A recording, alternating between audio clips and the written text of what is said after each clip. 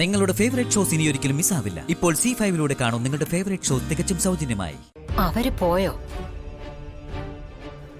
ഇവിടെ വൈദ്യസഹായത്തിന് വന്നവര് പോയോന്ന്? നാട്ടില് വേണ്ടുവോളം കിട്ടുന്നുണ്ടായിരുന്നല്ലോ. മോളെ, ഇതിനൊരു പരിഹാരം വേണ്ടേ? ജീവിത അവസാനം വരെ കാഴ്ചയില്ലാതെ കഴിച്ചുകൂട്ടാന്നാണോ നീ വിചാരിക്കുന്നത്? വിധി അങ്ങനെയാണെങ്കിൽ അങ്ങനെ. കാഴ്ചയില്ലാത്ത എത്ര പേര് ജീവിക്കുന്നുണ്ട്. അമ്മ വാ. മോളെ,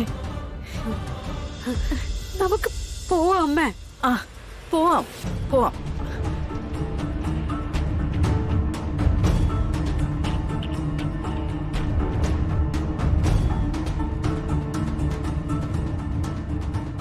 അതെ,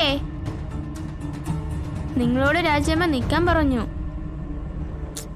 എന്തിനാ അമ്മേ? മോളെ, നിന്റെ വാശി കളയെ. എന്തായാലും ഇവിടം വരെ വന്നതല്ലേ നമ്മള്. വാടാ, വാ, നടക്ക്.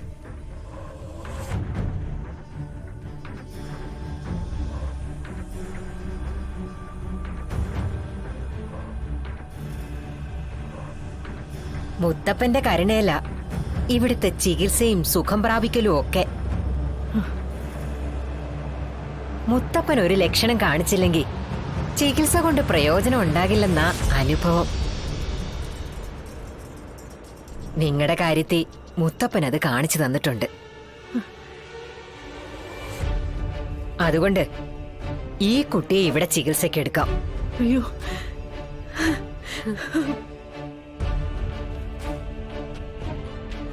കുട്ടി സുഖം പ്രാപിക്കുന്നതുവരെ ഇവിടെ തന്നെ താമസിക്കണം.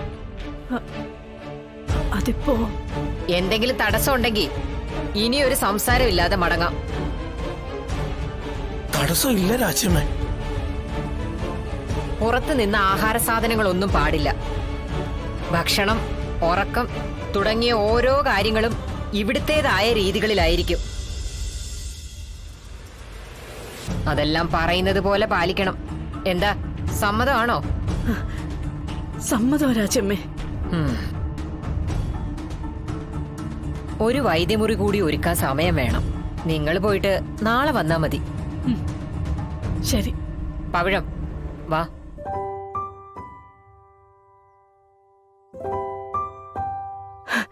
മോളെ, സമാധാനമായില്ലേ ശാരദാമ്മേ? എന്നാ വാ, നമുക്ക് പോകാം. സാറേ. എന്താ ശാരദാമ്മേ? അല്ല, വേറൊരാളെ കൂടെ ഇവിടെ ചികിത്സിക്കുന്നുണ്ടല്ലോ.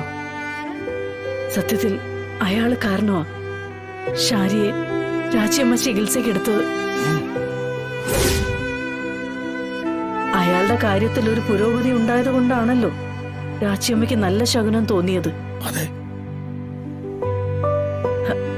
അയാളെ കണ്ടൊരു നന്ദി വാക്ക് പറയേണ്ടത് ആവശ്യമല്ലേ?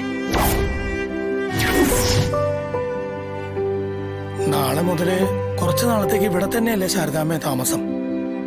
സൗകര്യമായിട്ട് കാണുകയും പരിചയപ്പെടുകയൊക്കെ ചെയ്യാലോ. ശരി മോളെ, പോവാം.